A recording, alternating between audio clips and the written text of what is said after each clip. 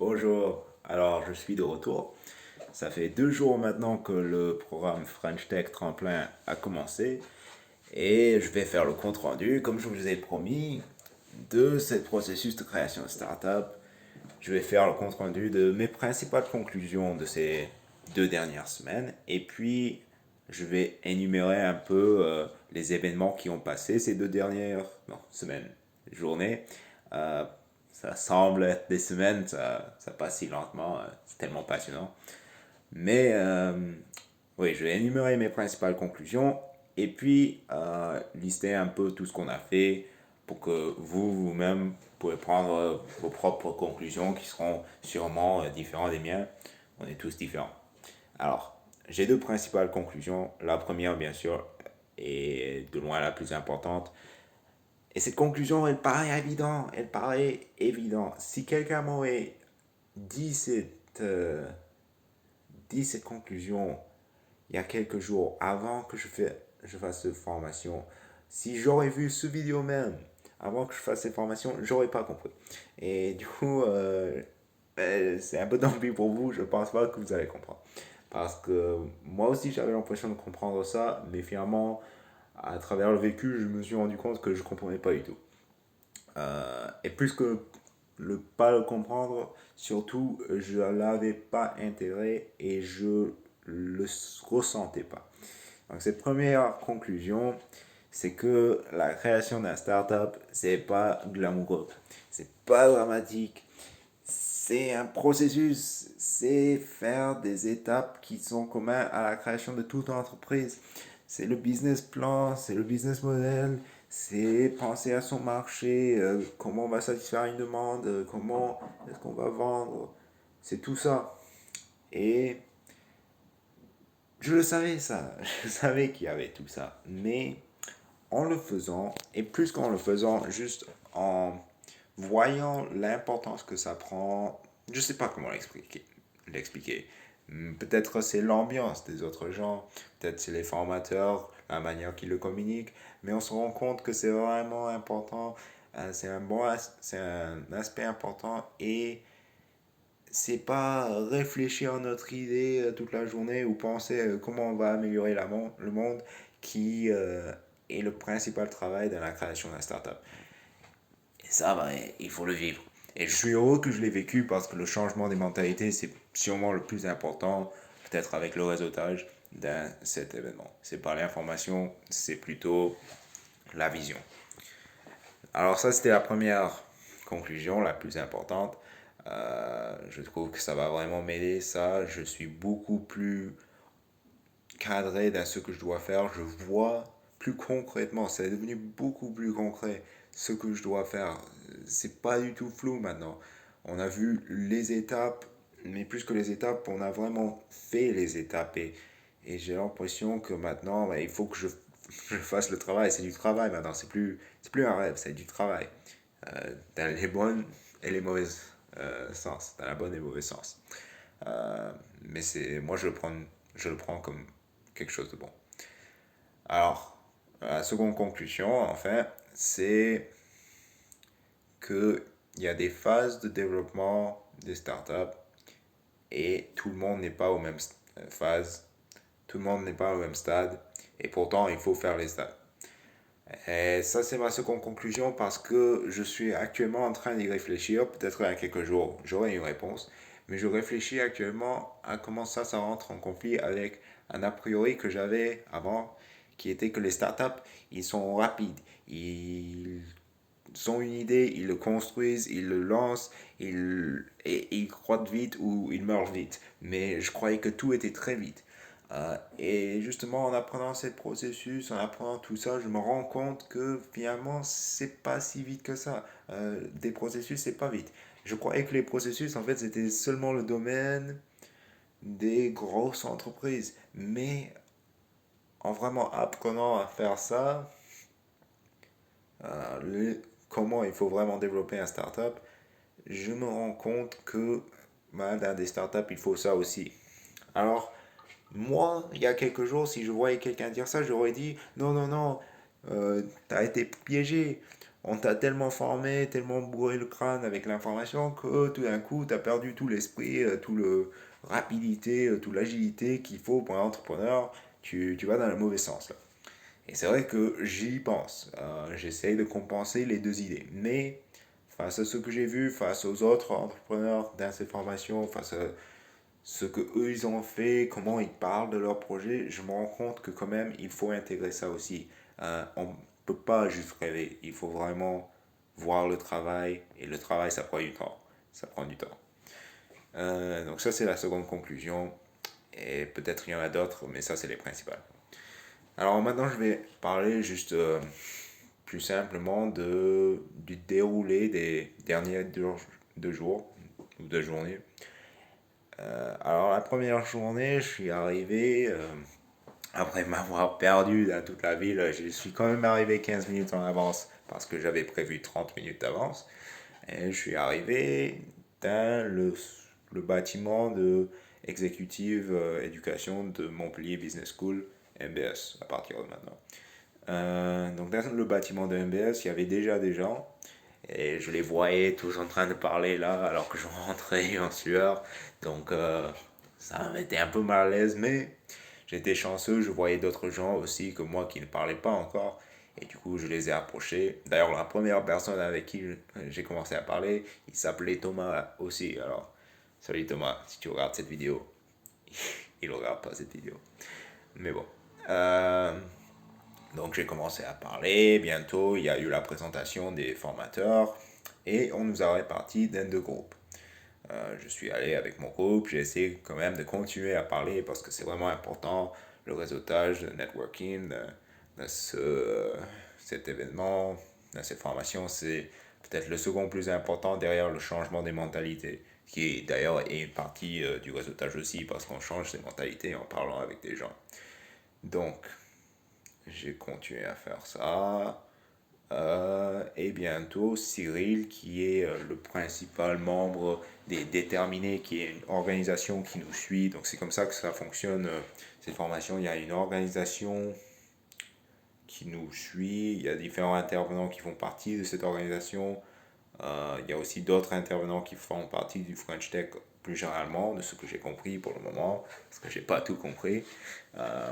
Mais il y a des intervenants de ce groupe et ils nous présentent de l'information chaque jour. Je vais vous mettre peut-être le planning un moment si je peux, mais chaque jour est dédié à un autre thème. Par exemple, la première journée, c'était la vision de l'entrepreneuriat. On a parlé beaucoup de qu'est-ce qui est la valeur, création de valeur. Alors, c'est vraiment des thèmes de base. Il y a certains qui étaient plus avancés dans leur projet. On trouvait ça très basique. Moi, qui est très embryonnaire dans ma projet, je l'ai trouvé assez intéressant. Mais on a fait ça, du coup, cette première journée. On a parlé un peu de la création de valeur et on a fait des exercices de prise de parole en public, de débat. Je trouve que c'était intéressant. C'est vrai que l'objectif qui commence à apparaître de cette formation, c'est de préparer le pitch de notre startup pour entrer après dans l'incubation qui va être décidée en décembre un peu. Et c'est dans l'incubation vraiment qu'on obtient le financement et un suivi plus personnalisé, je crois. Donc, on a préparé ça, plus parole en public et la notion de la valeur. C'était le principal de la formation ce jour-là, la première journée. Et je terminais la journée alors, dans un événement Toastmasters. J'ai toujours voulu aller à cet événement. J'ai toujours voulu participer à ce type de club. C'est un club qui organise des prises en parole en public pour améliorer son éloquence, son, son aisance en public. Et j'ai toujours voulu participer à ça. Donc, je suis allé une fois. Il n'y en a pas d'autres réunions pendant mon séjour ici, mais j'ai pu y aller une fois et je suis heureux, c'était super. J'aimerais tellement y aller encore. Mais bon, je peux pas. Alors, ça c'était la première journée. suis rentré, j'ai couché tard, minuit je crois. Je me suis levé la prochaine journée, la formation commence à 9h. Je suis arrivé à 9h et dans la seconde journée, on parlait de études de marché et validation de marché. On a eu un autre intervenant et on a vu les phases de l'étude de marché, comment valider son idée. Et c'est vraiment pendant cette journée-là, je fais cette vidéo le soir même, de la deuxième journée, que je me suis rendu compte qu'il y a beaucoup de travail à faire, quand même, parce que je suis à ce stade-là. J'ai une idée, j'ai une idée, c'est tout. J'ai une idée et peut-être un demande validée informellement. Mais ce qu'il faut, c'est que je trouve mon business model, c'est-à-dire comment je vais vendre cette idée aux clients, euh, comment... et puis une étude de marché, est-ce que des gens ils veulent vraiment acheter cette idée et est-ce qu'ils veulent vraiment acheter ma valeur en fait? Est-ce que la valeur que je m'imagine que je suis en train de créer, est-ce que je le crée vraiment? Parce que est-ce qu'il y a vraiment des gens qui le veulent? Donc c'est vraiment, on a vu beaucoup d'étapes pour faire ça et tous aussi pertinents que les autres. Donc encore, c'est pas des notions inutiles qui me ralentissent. Je trouve vraiment c'est important que je passe par ces étapes, mais c'est beaucoup de travail et j'ai pris conscience de ça pendant cette deuxième journée. Et du coup, je vais devoir faire ce travail, hein. J'ai déjà commencé, je filme cette vidéo et puis je vais continuer. Il faut notamment faire l'étude de marché, voir aussi les concurrents, puis essayer de me demander comment est-ce que je vais faire plus de recherches. Il faut que je prenne du contact avec les clients futurs potentiels. Il faut aussi que j'imagine, pour faire tout ça, un business model, c'est-à-dire comment est-ce que je vais vendre cette idée que j'ai. Euh, et pour comprendre un peu la complexité derrière ça, il faut que je vous explique un peu l'idée. C'est vrai que je fais tout ce série sur l'entrepreneuriat, mais j'ai jamais encore, avant cette deuxième vidéo, c'est pas trop tard non plus, à expliquer qu'est-ce que c'est mon idée. Alors, mon idée de projet, c'est un club de apprentissage de langue étrangère en échangeant avec des natifs. C'est-à-dire aujourd'hui, on peut parler avec des natifs pour apprendre une langue étrangère, mais c'est toujours en ligne. Il y a beaucoup de réseaux sociaux, de sites comme Tandem par exemple, qui vous permettent de trouver des natifs qui veulent apprendre votre langue, mais qui habitent dans leur pays, et en ligne, vous parlez ensemble, et c'est super. Moi personnellement, je l'utilise beaucoup, pas mal de temps maintenant. J'ai appris l'espagnol avec, et j'apprends le chinois actuellement.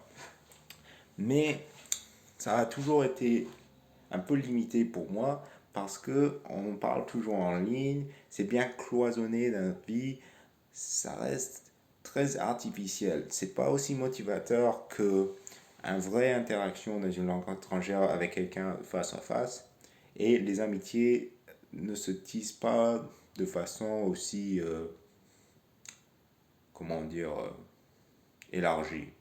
C'est pas aussi étendu, ça reste cadré dans ce moment-là. Alors on peut tisser de bonnes amitiés, mais ils vont pas déborder dans notre vie. Donc on n'a pas l'impression d'avoir intégré la langue dans notre vie. Et c'est vraiment ça le plus important de l'apprentissage de langue pour moi. Du coup, c'est de là où sort l'idée de créer une sorte de réseau social focalisé sur le local qui permet de faire matcher, un peu comme sur une site de rencontre, des gens qui veulent apprendre des langues étrangères euh, avec des natifs qui parlent cette langue et peut-être veulent apprendre la langue de l'autre personne, peut-être veulent juste tisser des amitiés, peut-être ils veulent visiter la ville. Il y a plein de raisons, mais ça serait quelqu'un en chair en os qui serait proche de la personne et ils pourraient se rencontrer. Il y aurait aussi de l'organisation des événements en principe. Alors ça c'est un peu l'idée, encore assez mal expliqué je trouve, mais c'est un travail qu'on fait, le pitch. Je pense que ça va améliorer au fur des jours. Mais ça c'est l'idée et du coup la question qui se pose c'est comment vendre ça. Si je paye les natifs, bah, ils vont pas venir. Si je vais payer les natifs ou les gens qui cherchent à apprendre, mais ils vont pas venir. Si je vais payer l'événement, c'est le même. Si je fais payer à un hébergeur de l'événement, ils vont pas vouloir que je vienne. C'est difficile, tu vois, c'est difficile parce que on essaie de créer un réseau. Pour avoir un réseau, il faut avoir des gens. C'est pour ça que la plupart des réseaux, ils sont gratuits. Du coup, ils fonctionnent sur la publicité. Je pourrais faire la publicité, mais il faut une certaine masse pour ça. Je ne suis pas Google, je ne suis pas Facebook.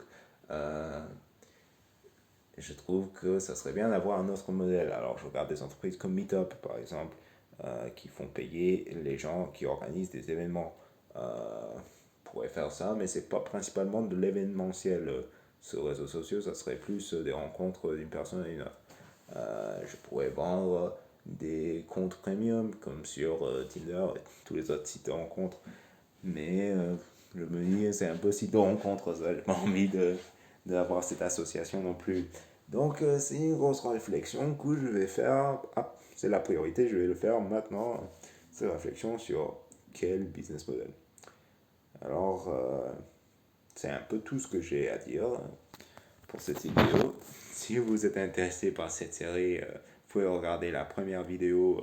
Je ne sais pas où elle va être, un peu sur mon visage, je pose bientôt, avant la fin de la vidéo.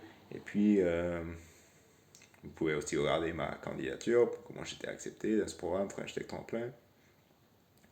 Et attendez, bien sûr, la prochaine vidéo en vous abonnant. C'est tout ce que j'ai à dire aujourd'hui. Merci pour votre attention. Bonne journée.